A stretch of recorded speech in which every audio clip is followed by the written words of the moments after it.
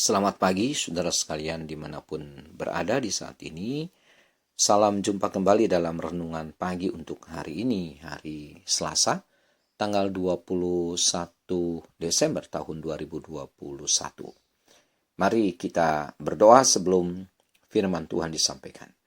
Bapa yang baik, berikanlah firman-Mu bagi kami Tuhan, untuk menuntun kami hidup di dalam kebenaran. Urapi dan pakai hamba-Mu untuk menyampaikannya.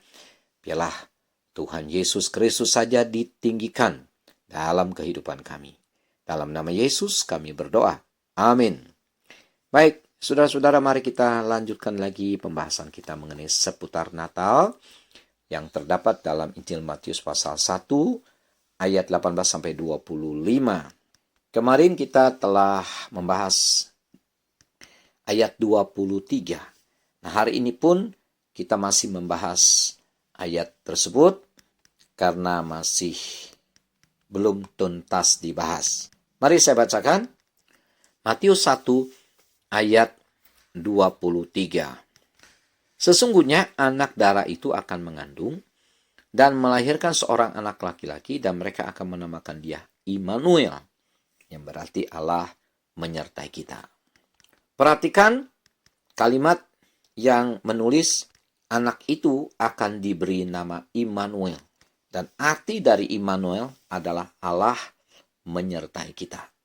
Artinya, saudara-saudara, Yesus itu yang diberikan Allah kepada kita, yang lahir di dunia ini, dia adalah Allah yang menyertai kita. Pengertian Allah menyertai kita itu adalah Allah di sorga itu turun ke dunia untuk mendekati manusia. Setelah sekian lama, pada waktu itu manusia hidup di dalam kegelapan. Manusia hidup tanpa Allah. Dari zaman Maleakhi sampai Yesus datang itu memakan waktu 400 tahun. Manusia hidup di dalam kengerian. Mengapa saya sebut kengerian? Ya, karena Allah tidak beserta dengan manusia. Allah membiarkan manusia hidup berjalan sendiri. Hasilnya tidak karu-karuan. Manusia hidup di dalam kegelapan. Tambah kacau. Dan pasti, saudara-saudara, hidup yang seperti itu akhirnya adalah kebinasaan saja. Nah, jadi kesimpulannya, kalau manusia hidup tanpa Allah, saudara sekalian, pasti manusia itu hidup di dalam kegelapan. Pasti tidak ada kebenaran di dalamnya. Pasti manusia itu menjadi manusia yang kacau. Manusia yang jahat. Nah, kondisi seperti ini pasti dimanfaatkan oleh iblis untuk menguasai manusia itu. Karena itu, saudara-saudara, jangan coba-coba kita hidup tanpa Allah. Jangan coba-coba kita berjalan sendiri. Kita perlu Tuhan. Kita perlu Roh Kudusnya. Kita perlu firman-Nya. Kita perlu tuntunannya, saudara-saudara. Kita perlu disertai Tuhan dalam kehidupan ini. Manusia perlu pegangan. Siapa lagi pegangannya? Ya harus Tuhan. Tuhan yang mana? Tuhan Yesus Kristus. Kalau manusia hidup tanpa Tuhan, sia-sia semuanya. Coba lihat saja, saudara-saudara. Kita sudah menyaksikan dan ada bukti-bukti yang sangat jelas. Saudara-saudara barangkali suka menerima video-video kiriman dari teman atau dari grup di WhatsApp kita. Kita bisa menyaksikan, saudara, di sana. Orang-orang yang hidup tanpa Tuhan. Orang-orang yang hidup tidak percaya kepada Tuhan. Orang-orang yang hidupnya jauh dari Tuhan. Sungguh kasihan, saudara-saudara. Hidup mereka dikendalikan iblis, dikendalikan hawa nafsu, juga dikendalikan oleh dunia ini. Kita melihat dan mendengar berita-berita tentang kejahatan-kejahatan yang terjadi di zaman sekarang, saudara-saudara. Anak-anak remaja masih muda, tapi berani menganiaya orang yang dianggap musuhnya dengan senjata tajam. Anak-anak itu tega membacok korbannya, saudara, sampai akhirnya tewas. Korbannya meninggal dunia dengan mengenaskan. Belum lagi peristiwa-peristiwa tawuran. Mereka yang terlibat dalam tawuran selalu memakai senjata-senjata tajam. Sehingga saudara-saudara kalau jatuh korban, kondisi korbannya sangat mengerikan.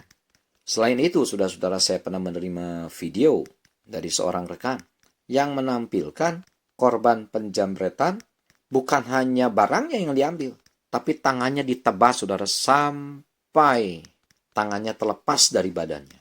Kok sampai setega itu, saudara-saudara, penjahat-penjahat itu melakukan perbuatan kejahatannya? Jawabannya, mereka tidak hidup di dalam Tuhan. Mereka tidak mengenal Tuhan. Bisa jadi, saudara-saudara, mereka adalah pembenci-pembenci Tuhan. Nah, itulah iblis yang menguasai mereka. Sehingga mereka jadi seperti demikian. Kekejamannya luar biasa. Siapa dalangnya, saudara-saudara? Ya iblis, karena iblis juga adalah jahat adanya. Kita melihat peristiwa di Amerika Serikat beberapa waktu yang lalu. Terjadi kerusuhan lalu penjarahan di toko-toko. Dengan seenaknya saja, saudara-saudara, mereka mengambil barang-barang dari toko-toko itu dan tanpa wajah penyesalan. Mereka membawa barang-barang itu dan dengan tertawa-tawa, saudara-saudara. Tidak ada rasa malu sedikit pun. Mereka menjarah barang milik yang punya toko-toko itu. Nah, itu bukti, saudara, bahwa manusia berjalan sendiri tanpa Tuhan. Tidak ada Tuhan di dalam orang-orang itu. Itulah hasilnya, saudara, kalau orang tidak dipimpin hidupnya oleh Tuhan. Dan masih banyak lagi, saudara-saudara, kekejaman-kekejaman yang dilakukan oleh manusia terhadap sesamanya sendiri. Sungguh mengerikan. Itu hasil dari manusia berjalan sendiri. Tidak ada Tuhan dalam diri mereka, dan sama sekali mereka tidak takut akan Tuhan. Untung, saudara sekalian, kita semua, kita mengenal Tuhan. Tuhan sudah memanggil kita menjadi anak-anaknya. Kita menjadi ciptaan baru. Tuhan membuat kita lahir baru. Di dalam kita ada Tuhan, di dalam kita ada Roh Kudus, di dalam kita ada firman Tuhan. Sehingga saudara-saudara, kita menjadi orang-orang yang mengasihi Tuhan, bahkan takut akan Tuhan. Kita tidak berani melakukan kejahatan apapun. Kita tidak berani melakukan hal-hal yang mengerikan itu. Sebab memang hati kita sudah diubah oleh Tuhan. Bersyukur dan berterima kasih kepada Tuhan, saudara-saudara. Kalau saat ini kita menjadi orang baik, itu bukan karena kita. Karena Roh Kudus. Karena kasih Tuhan. Karena Tuhan mau beserta dengan kita. Saya kira, saudara-saudara, kalau kita hidup tanpa Tuhan, barangkali kita juga akan menjadi sama dengan penjahat-penjahat yang tadi saya sudah ceritakan. Sungguh anugerah Tuhan kalau kita mengenal kebenaran dan hidup di dalam kebenaran. Maka hidup kita menjadi tidak sia-sia. Bahkan lebih daripada itu, Tuhan memakai kita menjadi alatnya untuk memenangkan jiwa-jiwa lain yang masih hidup di dalam kegelapan, untuk kita bawa mereka kepada Tuhan, lalu hidup di dalam terang, mengenal Yesus sama seperti kita. Diubah hidupnya sama seperti kita sudah diubah oleh Tuhan. Tentu sangat berbeda orang yang hidupnya disertai Tuhan dengan orang yang di dalamnya tidak ada Tuhan. Sangat berbeda, bertolak belakang amat sangat. Seperti langit dan bumi bedanya, saudara-saudara.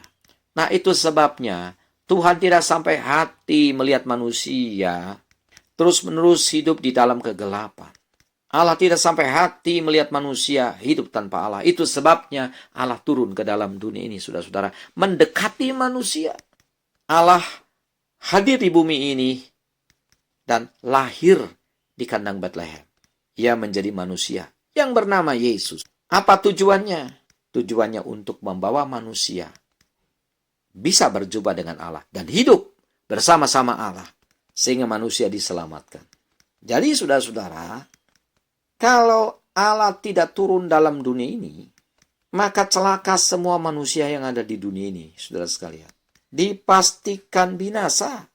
Neraka sudah menanti mereka, sudah menanti manusia. Tetapi dengan datangnya Allah ke dalam dunia ini, maka manusia diselamatkan. Jadi saudara sekalian, penyelamatan manusia dari kebinasaan itu inisiatif Allah. Bukan inisiatif manusia, saudara-saudara. Manusia tidak rindu Allah, tapi Allah rindu manusia. Manusia tidak memikirkan keselamatan, tapi Allah memikirkan keselamatan. Manusia tidak merindukan kebenaran, tapi Allah merindukan manusia memiliki kebenaran. Itulah sebabnya Allah kita turun ke dalam dunia ini. Dia lahir sebagai bayi yang kecil yang bernama Yesus. Tujuannya adalah untuk merangkul semua manusia, agar manusia hidup bersama Allah.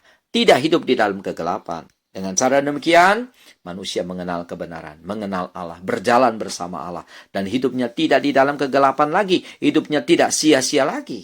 Dengan demikian manusia tidak akan binasa, melainkan beroleh hidup yang kekal. Tapi maaf saudara-saudara, Allah menginginkan semua manusia dalam dunia ini tanpa terkecuali hidup bersama Allah dan diselamatkan.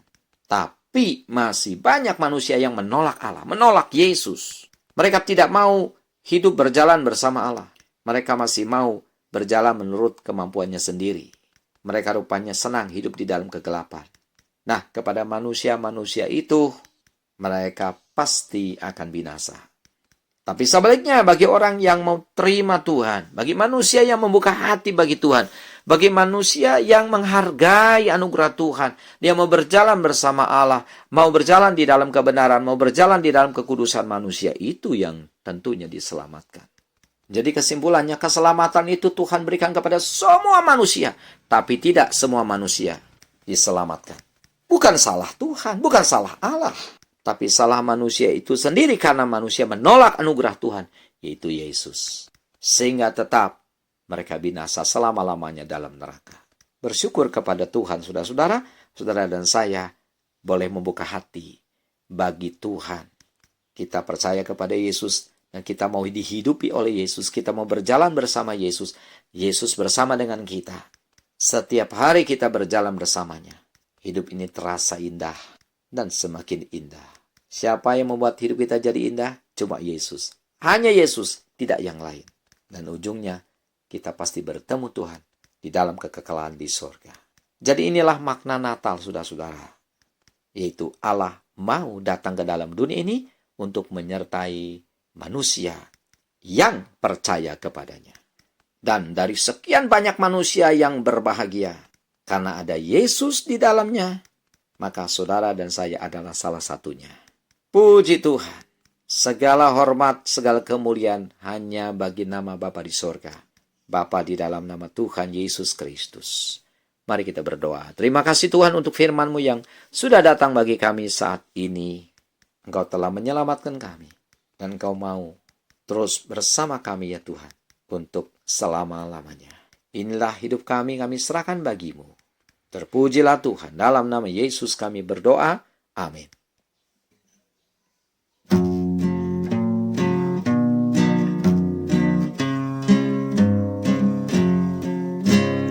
Jalan serta Yesus, jalan sertanya setiap hari. Jalan serta Yesus, serta Yesus selamanya. Jalan dalam suka, jalan dalam duka, jalan sertanya setiap hari. Jalan dalam suka, jalan dalam duka, serta Yesus selamanya. Serta Yesus selamanya. Serta Yesus selamanya.